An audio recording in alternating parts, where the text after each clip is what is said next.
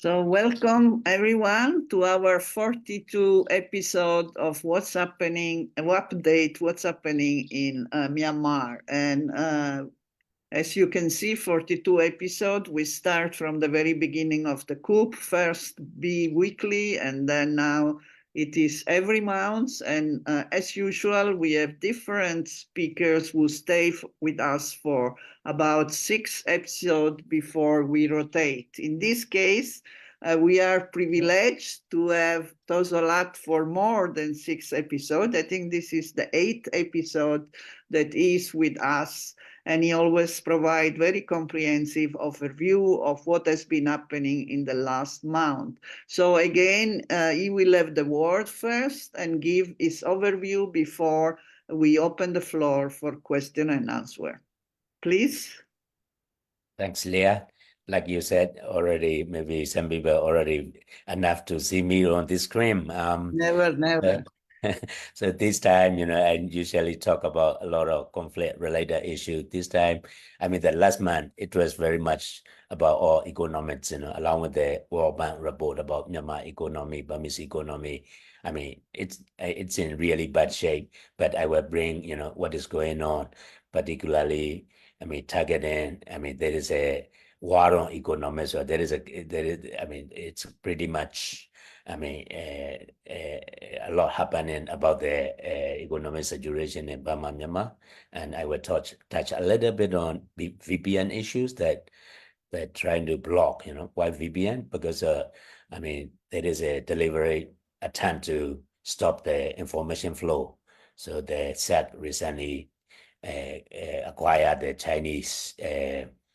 Chinese firewall. I was told that it's cost $30 million US, basically limiting access to the Facebook, mainly the news website, because this one also has linked to propose election that they are going to Second mainline pronounce there will be election next year, and there will be sunset in September, and also a little. And tomorrow is Dawn San Suu Kyi birthday, so a bit on that. So without ado, can I have my presentation, please?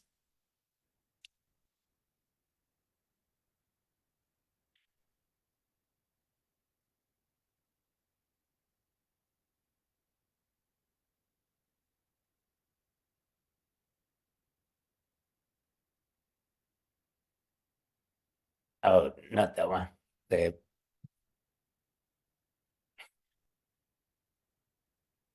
Okay, and second one, like you said, it's already 40 seconds. Okay, I will start. What happened last month? I mean, mainly May, June. It's all about gold, US dollar, and Myanmar currency. Accused destabilizing the price of gold. At least 21 business owner arrested because I think it is gold price going to 5.7 million jet. When I was in country last 3 years ago, before the military coup, it was 1.3 million jet. So I mean, within 3 years, the price of gold, I mean, skyrocketing. I know that it is also globally a big hike, but this one is unusual. I will explain why. So it's become 5.7 million and 14 arrested. What army usually do whenever the price hike, they start accusing a citizen or businessman that they trying to destabilize. That is the level that you will get. So there will be even the chairman and secretary of the Yangon Gold Enterprise Association got arrested. They were accused of destabilizing the gold market. So with the US dollar too, it's now 4,500 US dollar. And then, but the central bank price is 2,100.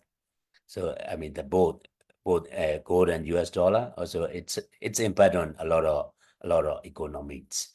So I mean, then again, the army will also when arresting people. I don't think you can confuse the economics, or you can arrest, or you can detain a few trader that will solve the problem. I don't think there will be this problem will remain for near futures. And the reason is nobody believe in Burmese currency. That is and also the economy is really bad. Next slide, please. And this is because army forced the gold shop owner to open with their set price. So they have to, otherwise they were seized, they were arrested, they were shut down. So then, there is a long queue for a little piece of gold because they can resell it with the set price, and then, you can make a lot of profit. So this is how people queue in to get a small piece of gold, not because they are very rich, but because it is very lucrative. You can resell it and you can make money out of that. So this picture are really striking, and don't get it wrong that a lot of Burmese are very rich and queuing, having a long queue at the gold shops. It has nothing to do with they want to keep the gold, but it is become a reselling and very lucrative business for queuing and get a small piece and then sell it back because of the army intervene, and then they set the price and they force the gold owner to sell the golds. Next slide, please. And also, they don't stop. Don't stop gold and dollar. They go to condominium. There is a 6 people arrest and dealing with the condominium in Thailand, mainly in Bangkok, Pattaya, Chiang Mai, and also accused of, having open a bank account overseas without permission. That is accused by the army. And also, the first quarter, it was 2.2 billion baht, which is $60 million first quarter, 2024. So Burma, Myanmar became the second biggest buyer after China, and that is a Russian. That is again linked to the Burmese currency. No one believe, no one trust. So what they do, they try to buy those condominium as an investment or as a, basically moving their assets overseas. This is the most, the exit way to keep your money in a good hand. That's what happened. So 2023, Burma Myanmar condominium buyer is number 3. I'm talking about, these are the all official figure, Thai Real Estate Association, but there are a lot more illegal buying with the Thai name or other names, and so there is, this is the Shah Fund, one of the crony, and he was also interrogated. He was questioned. Then I think later he released, because there is a very much worry that Burmese army think there will be a lot more money going out of the country. Also, even the Thai Real Estate Association thought that they may have impact on their market here because of this harsh punishment on the condominium. So now, so far, I cover gold, US dollar, and also a lot of Myanmar affordable people buying condominium in Thailand. Only reason because no one believe to keep their Myanmar currency in check. So next slide, please. Let me look at into Myanmar currency. What happened to Burmese currency? According to Professor Sciortino, recent press conference, he said only 25% of Myanmar currency before the coup is remain. So only if you see 1,000 jet note, it's only 75% gone. And one of the reasons they keep printing a lot more currency. The NUG Ministry of Finance claim that they printed 30,000 billion jets of 1,000 notes, mainly 1,000 notes. There are 2,000 introduced by 2 obvious. And I'm also got confirmed by a lot more business people that if you go to bank, they will give you the new currency notes, newly print, and these 10,000 jet in a lot of volume. And also one is about border trade. There is only less remaining border trade in China border. Cambodia, it's gone recently. There is a research saying that 60% of border trade is gone because of resistance, occupying, you name it. The main border trade, it's around 40 billion US dollar. Myanmar GDP used to be around 70 billion US dollar. Now last year was 65, so 5 billion. So border trade alone is 12 billion, 14 billion US dollar around that. So because mainly the China-Burma border trade is one of the key, and Thai-Burma border trade, and then India, Bangladesh, I think 60% gone. So then, this is the status of, there is no proper taxation or at the same time, there is a lot more spending on military expenses, including these recently conscripted, 5,000 people a month. You have to pay for the equipment, training. It's quite costly, and a lot more fighting everywhere. And also the bowman, jet, plane. So I think the Myanmar currency is playing out to the collapse. So I guess, if you look at exchange rate, Myanmar and Thai baht, it's only 850, 850 become 100,000 Myanmar jet. It is also quite scary. You're not sure about tomorrow. It's dramatic drop of Myanmar currency. I think very likely to continue going to be drop, devalue about their currency. They can't print the US dollar, so they can the army can print only the Burmese currency. So the way they solve the temporary relief of the budget and deficit is printing more money. That's make really, really bad about Myanmar currency and also very bad negative impact on the economies. Next slide, please. So linked with all this is the World Bank recently released a few days ago, and that is a GDP only 1% growth. Thanks God, not the negative impact. And as a ASEAN region, it's 2%, 3%. So and then high inflation, labor shortage, and foreign exchange. And also one other key problem is the shortage of electricity. Even big city like Yangon, only 4 hours a day, and even less. Yangon, Mandalay, Naypyidaw. The rest, there is no electricity. So that is also very much impact on the daily life of the business people, and cost of production become more expensive because of this electric shortage. That's why I think even me online thinking about building the Russia back nuclear reactor. We are also very concerned about this. And also, according to World Bank, there is 7 million more people under poverty lines since military coups. Burma, Myanmar, I don't know how poor Myanmar is. You see the picture, everybody trying to leave the country, especially young people. And also export fell 30 to 20%. So also the economic outlook, it's very weak, near or medium term. No wonder, we have a 330 township and then 290 is in conflict.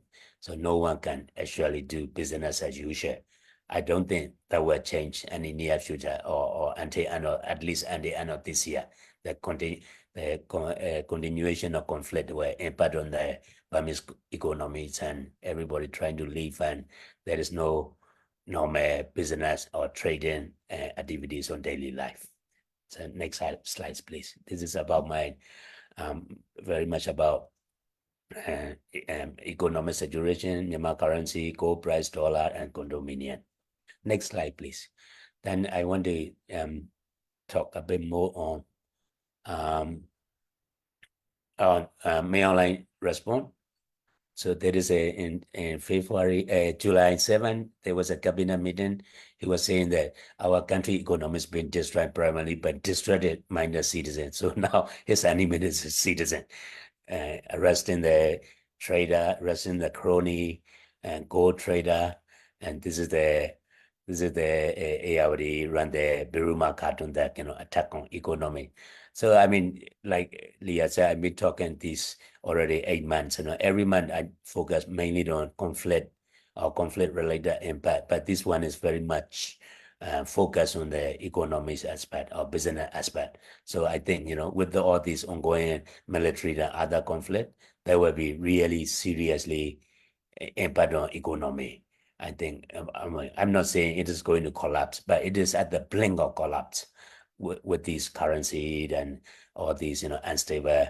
There is even in Burma, Myanmar joke in Yangon that soon they will arrest people by eating rice because then you eat rice and then I will arrest you. You are what do you call distracted minded citizen, making the instability. So he became very paranoid, talking quite a lot about everybody trying to attack him or destabilize it. So I think mainline as a leader, he became very, very paranoid at the moment.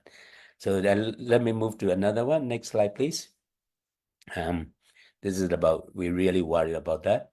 And then recently, there is, like I said, there is a VPN, new VPN. It's quite expensive. I was told that it's 30 million US dollar.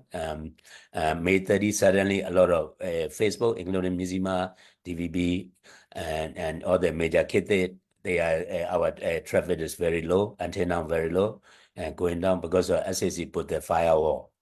So all the Burmese, they use the VPN to bypass the current to get access to mainly Facebook. Facebook, I think there are around 30 million users, 28 million users in Burma, Myanmar. So the VPN is targeting the block or information flow. And we're very worried about, as a journalist, we're very worried about access to information. And also, they trying to introduce a new hosting site called MySpace, but a lot of people put the report and it's gone. And also now you will see on daily basis, all the army checkpoint police checking the young people phone. If they found a VPN, they ask you money. It's become very chance to corruption. Or they ask money because you have a VPN. Why you have a VPN? Are you supporting PDF? So that is also linked with that one. Who is behind this VPN? Next one, it is the Deputy Information Minister, Kane. And also there is another Chinese company. I mean, they hire the Chinese company. And some people say it's quite expensive to put the firewall, but I think these are also linked to proposed censor and proposed election that Mail recently spread out. Can I have a next slide, please? So when we chase who is behind this VPN. Next slide. It is a WD communication minister. Yeah, this one, Colonel Lumo. He is behind all these VPN operation. He personally take charge. There was another third-party company hired 30 Chinese technicians. We know all their background. They are, engineers mainly. I mean, so this is the organized attack. So as a journalist, now we are talking about what kind of platform. We do a lot of satellite TV, radio globally, regionally, dying, but now rebirth in Burma, Myanmar, or FM, or many other way of platform. I don't think they will stop at blogging the information, not only Facebook, but also soon we'll go to, other media platforms. So these are also quite serious attempt going on and impact on, I mean, not only people want information, also small business people. There are a lot of digital related, online sellers, small payment, they all distorted. And I mean, the army don't consider, the impact of this blogging information. So there is also very serious negative effect at the moment. All right, next slide, please. And there was a very rare plans of energy gathering related to Utingu, the patron of energy. And also there is rare gland of Dawn San Suu Kyi alive. This flower is sent by Dawn San Suu Kyi. And this is Utingu passing the Dawn San Suu Kyi house in Yangon, 54 in Ireland. And that's very sad moment because we know that Dawn San Suu Kyi is very close to Utingu, like a father and daughter. Utingu as an army chief, commander, and also respected by both, not only NLD member, but also within the army. There is a lot of admire him, but he passed away when he was 98, and this is a very sad. His body left leaving the Dawn San Suu Kyi house. So at least we know that Dawn San Suu Kyi was found and that there is a flower sent by her saying that Aung San Suu Kyi, flower by Aung San Suu Kyi. So I think, after 3 years, nobody knows exactly where she is. And yesterday there was an interview with her son, Kim Harris. He said he got no idea except 1 letter within 3 years. That's all. So, and tomorrow is Aung San Suu Kyi birthday. Anyway, Aung San Suu Kyi birthday. There will be there is a flower campaign in Burma, call for flower campaign, regionally and globally. There will be a lot more campaign. Next slide, please, before I Oh, this is Uting Ufawe. I met him. We have very respected genre, you know, very. I mean, not all Burmese genre, but there are a few good Burmese genre also remain. And next one, please. And then I will talk about a little bit on ongoing conflict. There is already 58 township and a resistance control, and there will be more in Rakhine and Kachin. And Kachin are quietly gaining. They recently overrun the Kambaiti, less remaining Chinese border. It's all gone. Less border trade. It's under Kachin now. And also at the blink of Mount Dor. Mount Dor is yesterday they are declaring there will be to the takeover of Mount Dor. Mount Dor is very close to Bangladesh after Budi down. Once they got the Mount Dor, they got their access to Bangladesh. A lot more happening. I'm not touching this my update because last month update was very much about Arakan and Mount Dor and Budi down. So I will do only a little bit of touching on. Also, my point is there will be really negative impact on the border trade again. So I think only a bit of Thailand. Now is a very heavy rainy season in Myawaddy, and not very many trading activities going. And I mean the price of all the Thai goods in Yangon are soaring because of this very bad road. Very small border trade remain. And also these are very likely that there will be more of the area losses to the resistance, very likely, mainly in Rakhine and Kachin. Also, my real worry, last slide, next one, there will be really preparation both sides in the northern Shan state, because there was the hiking agreement broke by the Chinese. So I think it is the last one, second last one, and this is the TNLA gathering because they breached SSE breached the bomb the TNLA, which breached their hiking agreement. So there is a very worried that there will be big fighting going to happen where the 1027 operation happened in this time in Lasho. So a lot of road cut. I mean, the SAC army deliberately cutting the road access to Lasho, worried that Northern Alliance, Three Brotherhood, will have a big military operation happening in their area. So there is a lot of impact on the local people. So both sides, also there is a lot of reinforcement by the army, and also the Three Brother Alliance also reinforced. So it is fighting in their area, and then we worry that there will be another big war again where in the northern Shan state happen.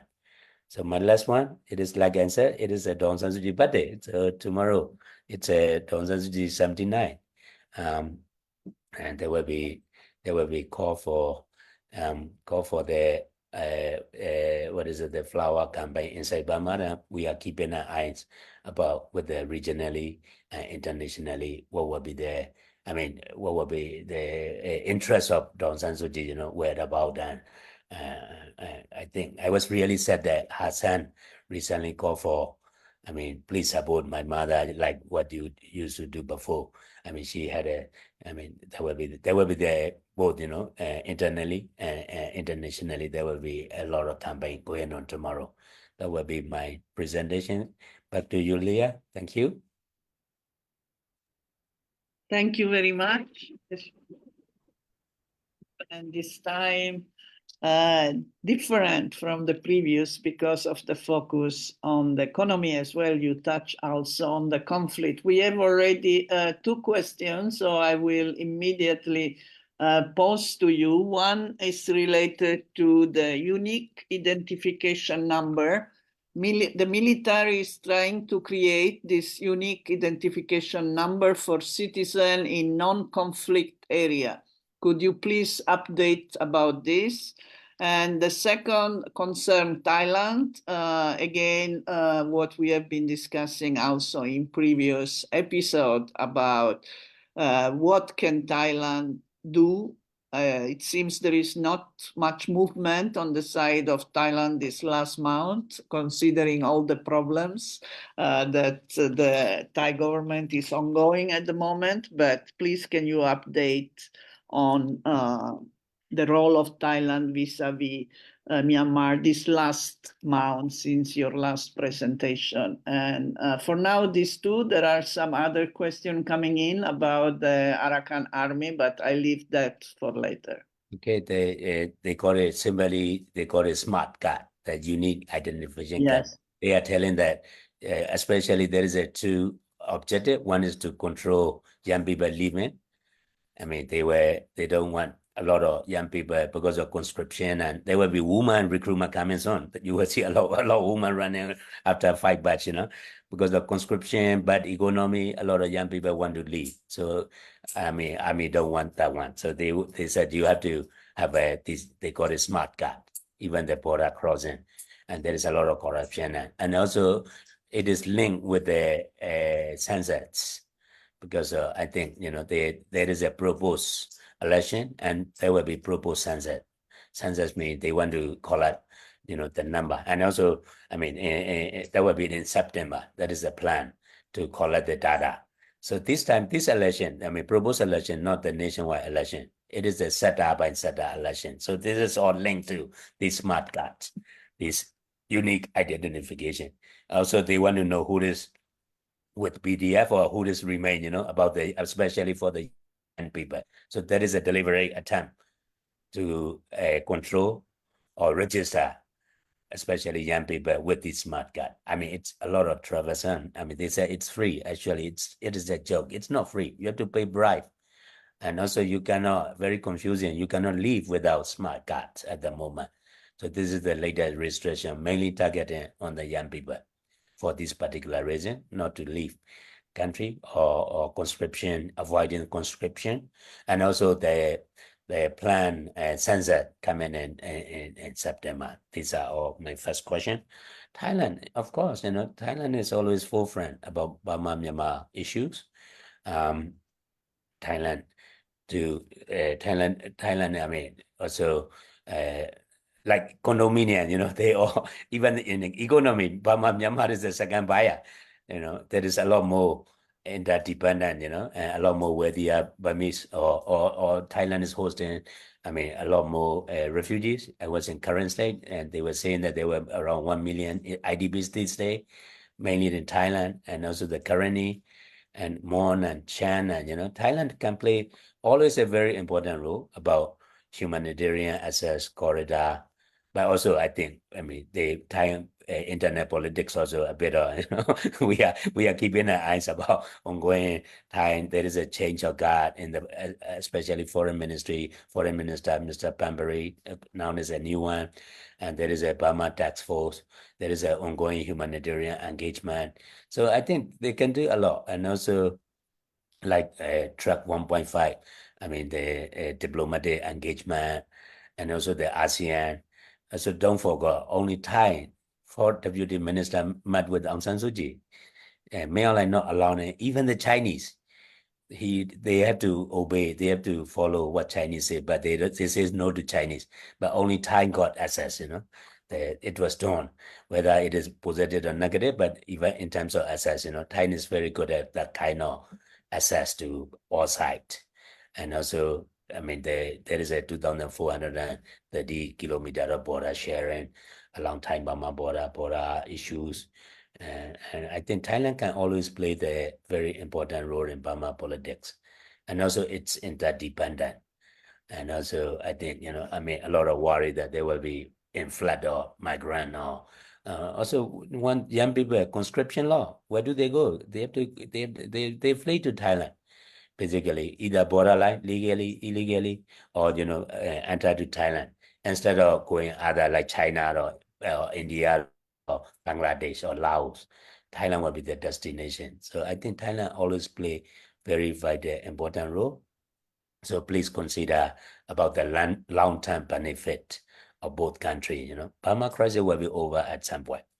Then I don't want to leave the legacy, the bad legacy, what Thailand during the in the past it was only army to army, military very strong relation.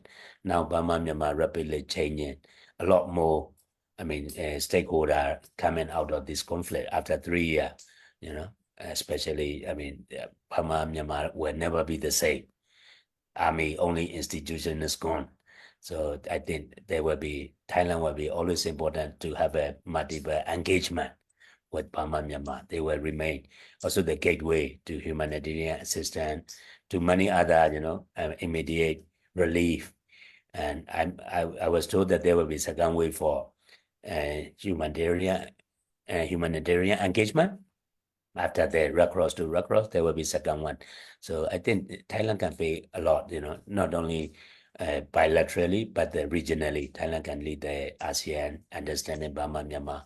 But also, I really worry how much they understand coping all this rapid changing environment, from very, very central military institution to many multiplayer, and decentralized militarized franchise states in Burma, Myanmar. That is my sincere answer to the Thailand. Yeah, so this is the ideal, right, of Thailand. But have you seen any concrete action in the last month? This is related to Thailand. But now we go to the other questions, which there are quite a lot. So please write down. The first one is about China. Some say that China is playing both sides in this conflict. Particularly these last weeks, we have seen news of deals and project that needs with the military government. What is your take on China's role in the conflict at the current moment? What is really China aiming for? So this is about China. Now about the Arakan army. What is your opinion of the Arakan army in North Arakan and the activist response to that? I suppose here it means the activists have exposed that there were atrocities also committed by the Arakan army. How will the collapse of the economy have an impact on the military and the people? Will this lead to the collapse of the military or not? This is three of the question. And the last question for now, there are some suggestions claiming that Mandela-like system with fragmented authorities is the reality that should be accepted by neighboring country and international aid mechanism. Is it possible in the near future for neighboring countries to engage with different non-state armed organizations? So recognize that Myanmar is no longer one government, one country, but is fragmented with fragmented authority. And how should other party deal with those fragmented authorities? Okay, I will start with Big Brother China. They always active, but they've been quiet for the last 2 months. I was very surprised. Because seemed like no one actually listening about these. My last slide about current military tension in northern Shan State, which is the Chinese actively broke about the High-Game peace agreement or temporary truce. So they were 2 months ago, 3 months ago, all the Chinese ambassador, all the China meeting all side. I don't see their active movement last 2 months. Honestly, probably do they give up or seem like nobody listening that seriously, except the Chinese ambassador and team want to visit Jiaopyu AA because of their gas pipeline, their facility that was happening in this month, July, because I usually do monthly. So they were basically whether their investment, and also in their Xi Jinping OBOR, One Belt, One Road, only touching points to Burma is the Jiaopyu, and they have their oil refinery. It's not only Burmese gas, also gas from Iran or other. So now their main concern is what if AA overtake the entire Jiaopyu other, what will be their, fate of their investment. So maybe that is about the China, but in terms of active negotiation, engagement, I don't see any. Seem like they already give up or nobody listening, or if there is a fighting breakout in northern Shan State, I don't know what would they say. what they do, It seemed like not only SAC said, also the Brotherhood Alliance seem like they are not listening at the moment. So I don't see any active Chinese activity last 2 months.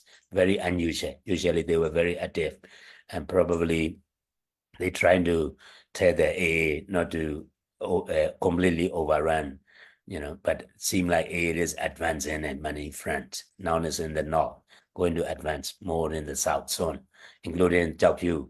There is a one gas refinery, very important one, and also the pipeline. So I think this is about China.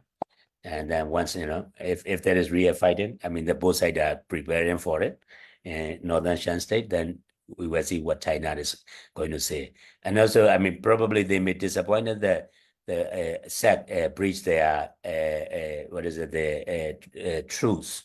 They bombed the TNLA territory recently. That's when they were, I mean, it seemed like they are going to breach their high-gain China, made in China ceasefire agreement. So that is about China. Activities, and there were, I think, 159 civil society making a statement. Later, a few withdraw, a few clashes. I mean, it is like I said, it was very complicated and very confusing ground situation. There were, as a journalist, there were no proper access to independent verification of the information, who banned down, and also for the Rohingya, they have nowhere to go. Is it the Rohingya actually militants? Also, Burmese army actively recruiting them, giving guns, and we saw a lot of footage. And also, I mean, who is actually breaching or not? Also, I mean, their leader, Tun Tum said he was stabbed from the back. He was really painful. He was not very happy that some of the alliance also stabbed. I think there will be reason. So it is very hard to make assessment and that actually who actually breaching, but the real fact is there are 500,000 more refugees there, need to feed urgently. Doesn't matter who breach, who actually involved in human rights violation. But in conflict and lack of international monitor or local media upset and no communication, all the phone line is down at the moment. The delivery cut or communication is very cut, very hard to reach. So we cannot really verify who is actually involved in some of the abuse to Rohingya. Or there is also saying that Burmese army also actively using. For the Rohingya also, they have no other choice. They are not like other. Now recently, announced, leave Maundo, and there is a deputy human rights minister where Anuji said, please give more specific instruction. They have nowhere to go. Rohingya is not like other indigenous ethnic Rakhine or other. Where do they go? Give the proper route to retreat, because that is very recent. They're going to overtake Maundo to open the reach to Bangladesh. But also it is I mean, they're going to militarily, AA can do that for sure. And also these are the very heavy populated Muslim area, but they are not Muslim alone. There are many other Hindu, Rakhine, there's no such exclusive Muslim area. They all mix basically. A lot of people don't know about ground situation. So for me, it is very hard to judge, without any verification or independent access. But there is a lot more problem. But now the most important thing, who is going to feed these refugees? I mean, because of this latest conflict, both sides, Rakhine and also Rohingya, and also the army heavily bombing and heavy shelling. Army is now heavily defending Tandre because a lot of crony business in all the Tandre, even May Online, his house there. Time chief commander visit, they host there at the Ngabali, it is in Tandre. So they try even using the Navy Sea that I never use, but Miss Hami using Navy Sea to defend Tandre. So a lot more military operation happened in a very confusing situation. That is my sincere comment about AA. Economic collapse. Like we all witnessed what happened in Sri Lanka, the collapse of economy, and also saffron revolution. Don't forget, 2007, man uprising saffron consumer high price. It is all about consumer price and petroleum price, then lead to the major people uprising. I think also, I mean, people, Burmese are very, I mean, used to a lot of trouble, basically, but, there is a limit. So all these are linked, even the vegetable, I think Burma, Myanmar got a lot of vegetable. If you go to look at vegetable price, unbelievable, and because of the Burmese currency, rapid devalue, vegetable price, rice price, three times before. I mean, the golds or dollars, or it's only impact on the big business, but the rice or vegetable or cooking oil or the fuel, petroleum, they all, because you have to pay US dollar, Burmese don't produce, they all imported price, it's impact. So I think there is a bigger picture, I don't know how much more Burmese Myanmar people will tolerate about this or economic mismanagement, overspan, military overspan, using and bombing every day. So this is just a matter of time about Nelson Mandela. I used to study that South Africa. I met Desmond Tutu, and I was a fellow in South Africa. I'm very fan of South Africa, Moderator, negotiated Sedema, and also of course, Burma Myanmar it's more like no. Sorry, it's about the Mandala system, not Mandala system Mandela system. of having different armies. So there is not one authority, but there are many different authorities. So how to deal with that? Okay, Myanmar is becoming like that, all the, I mean, one country money system, I guess, let me say. Even Hong Kong is, one country, two system. In Burma, Myanmar, the reality is, so far there is already proclaimed self-administrated area, including SAC, there is a Kokan, TNLA, Kachin, AA, IEC, Karenni, Kotule, Karen, these are, or Chin, there is already money state.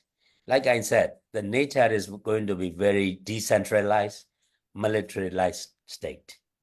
This is the fact. These are the like it or not. This is what is happening on the ground. There will be more. There will be NUG. There is competing claim for the legitimacy. NUG claim that they are legitimized because they got a letter. That's true. And also the Korean will claim that we control our territory now. And IEC, Karenni, interim executive council. I have every respect. They even start doing their own bus system, their own judicial system, police. Why not? There is already out there a lot more. I mean, there is very little central government. I don't even know what is the central government these days. So I was not what only. What would be your advice to neighboring country in terms of dealing with this different? Because mostly they still insist on dealing with specific, not with all of the parties involved. So what would be your advice? You have to be pragmatic. You have to be very practical that your engagement, engagement need to be effective. Who are you engaged with? If you engage with Nebido, is it effective in Chin State? Is it work in Karen or work in Karenni? That is also, like international agencies like UN, very difficult.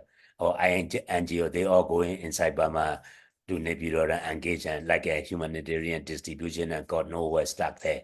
Has to start be more pragmatic, more realistic. There is no one best way. There will be many best way because this is by nature, a lot of competing claim for authority, and with the territorial control, a lot more control, a lot more, own with the army. That's why I said the militarized, decentralized federal state, also very much in nature, very much in militarization, militant, because of the armed struggle is become very popular and also gaining ground. So you have to be very pragmatic if you want to engage with those, those who are actually controlling. Otherwise, your engagement will not be effective. That is a fact. You have to deal with the actual fact, not only state center or army center, SSC center approach no longer relevant to current Burmese state, including like India. What about Chin, they claim that they are already 80% control, territorial control. Are they really? Yes. Only SSE in some spot, some big town like Hakka, and surrounded by other force. Currently, they're doing other, same in northern China. And AA will be another classic example because a lot of lucrative business there too. AA invite to do business with them because they will be militarily overwhelmed, military victory, because now SAC blowing up a lot of bridge, not to advance from trying to contain their area. They will control. How are you going to deal with AA? They have access to sea. They were territorially controlled. They have size-saver army, 40,000, and also they will run all the system. So these are the real fact, for India and Bangladesh, or even China. They have their investment. Are they going to do business with them? So these are the all new questions, about their engagement or what to do with newly or semi or full grown liberated or self-administrated area. That will be whole a lot. A lot more people talk about transitional justice. But as a journalist, I talk a lot with Guan about transitional reporting. Who will call it the garbage, or what about the business, or who will do the communication, or who will give the electricity, education. A lot more self-administered, education system came out. And UG is doing a lot too. They have a lot of the central education system no longer apply. So that is a situation, Then if you want to engage, you need to engage with the real effective one. Otherwise, that's why my point, Burma Myanmar never be the same. No longer one singular state. There is one country money system. It is already exist. So how do you engage? So you have to engage with different system. That's my pragmatic practical response. Yeah. So, and here there is another related question in Thailand, but this is the question. In Thailand, is Thailand formally talking to KNU and KNPP or not? That is something the participant wants to know. Then the other question, the last question for today is, what about conflicts between group in Shan State? The first one about Thailand, they've been dealing with KNU and currently for a very long time. Thailand, yeah, because Thai always deal. Mainly Thai army know very well. About dealing with them or border language Shan or Yotset as SSA or Mon. That is what these are the all four main ethnic groups that are based along the Thai. As a Thai share 2,400 kilometers. They've been doing engaging for a long time. But they don't, time will never openly upset Burmese army either. Are they going to change that stand? Or how are they going to deal with these, refugees and newly arrived young people, conscripted young people? Also, don't regard them just pattern of migration change. Even the condominium, Burma Myanmar becomes a biggest buyer. You see, a lot more complex, migration. Also some with the scale. I met a lot of medical doctors, a lot of engineers, a lot of IT technician, a lot of digital creator, a lot of online expert on the border. They are moving, So I think they need to manage effectively how to reuse them because the pattern of migration change, not just low scale migrant. There are many more complex migration happening to Thailand. So they have to be prepared and they should plan for that, not only how to deal with them. And also, I don't want to say negative aspect of much of malaria, dengue, now is a rainy season. It just came up from the borderline yesterday. So I noticed that there is a lot of sites where dengue and malaria, and also Thai worry that even Thai citizens getting infected along the border. And that is also very concerned. So I think there will be a lot more complex, dealing with the responder situation. What was the second question? Wait, the second question was about conflict within Shan State. Oh, okay. On different ethnic group in Shan State. Okay, there is a parallel and vertical conflict. And also there is competing, especially one SAC is territorial control. That one is not exist. But now there is a power vacant. And then there is a bit of clash between. There was a very significant statement by SSA North, SSA South, and then TNLA about temporary ceasefire. So there is a common enemy, Burmese Army, SAC as a common enemy. There is also growing, especially those vacant places, territorial control, who actually, there is no proper demarcation. But, as long as there is a army or Burmese army pressure, they may not break up. Also, I don't see, they can figure it out if there is no SAC, but I'm not denying that there is no conflict. There is a bit of, also they are building all the different administration. So sometimes there is a clash of competing administration, mainly without proper demarcation or administrative system. I'm talking about Kokan and TNLA. Their administration is totally different. They all share on the border, same as SSA North and SSA South, also different system. And then, that's why there is a statement here and there during another military dictatorship. We were now spread out our conflict into the bigger one, but they need to solve proper demarcation, who is authority, who is, what. And also very look at it, don't forget all the border trade. What is the taxation?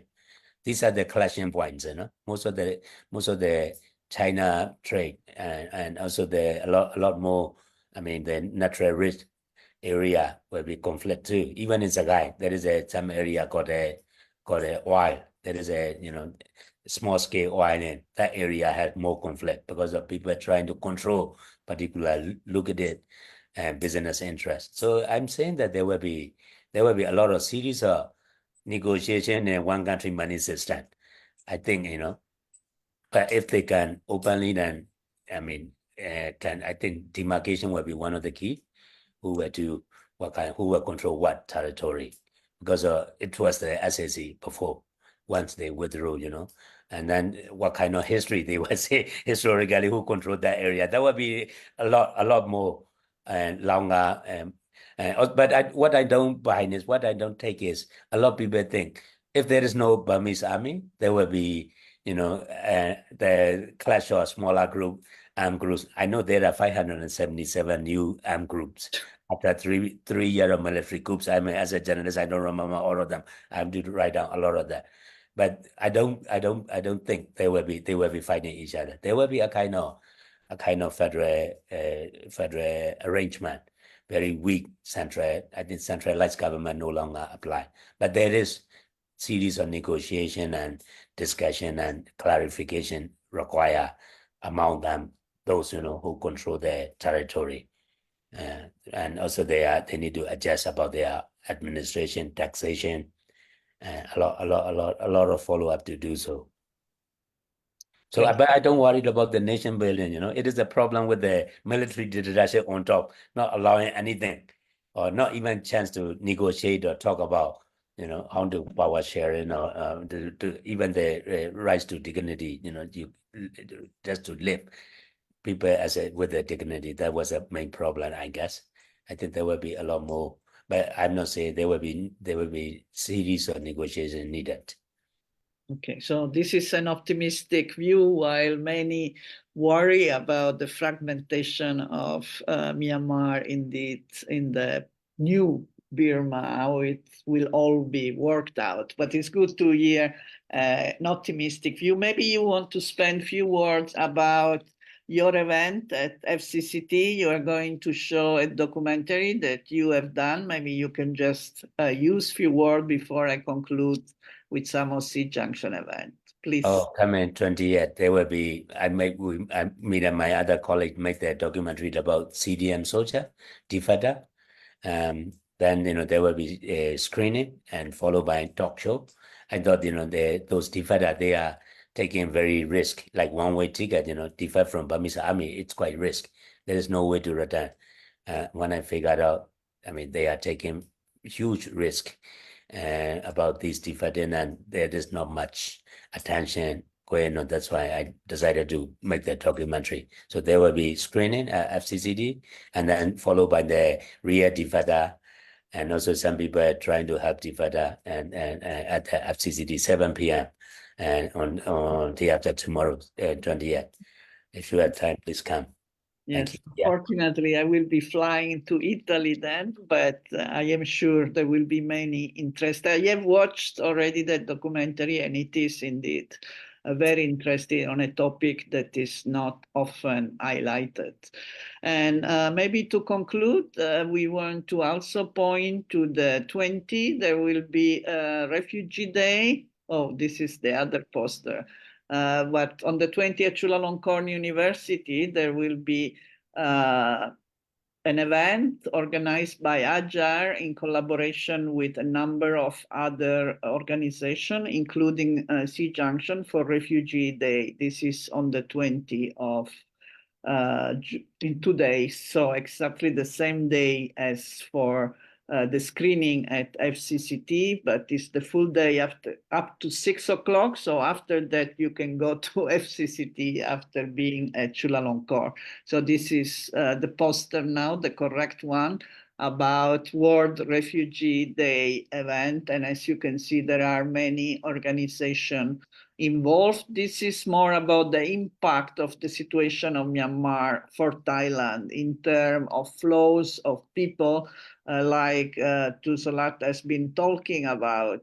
There are many people moving to Thailand in seek of better livelihood and more safety, and including recently all the ones that are running from the conscription. But I think the big flow has started already 3 years ago. So this is the topic of that day.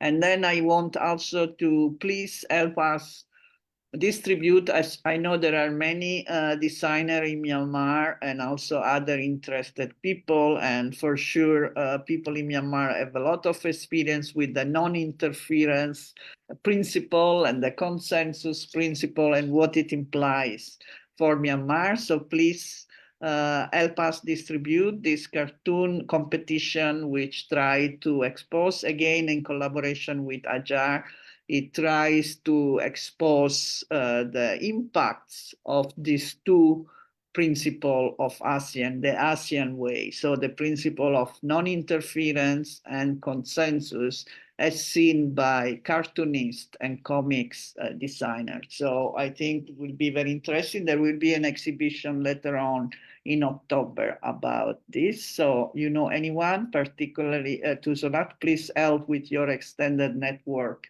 of media to have many participants. We have already participants from Myanmar and from Indonesia also quite a lot, but we like to see more. So thank you for this. And I conclude, I think next month, August, Latt will again be with us before passing the rotating with a new speaker that I will announce then in August, but for sure he will come back for another rotation. So August is still with us. We have not decided on the date yet, but we will inform very soon. I thank Latt again for the presentation, and also our partner, AJAR, and Mizzima, which is a very good partner for us, always help us to promote all the events. SEA-Junction is our media partner.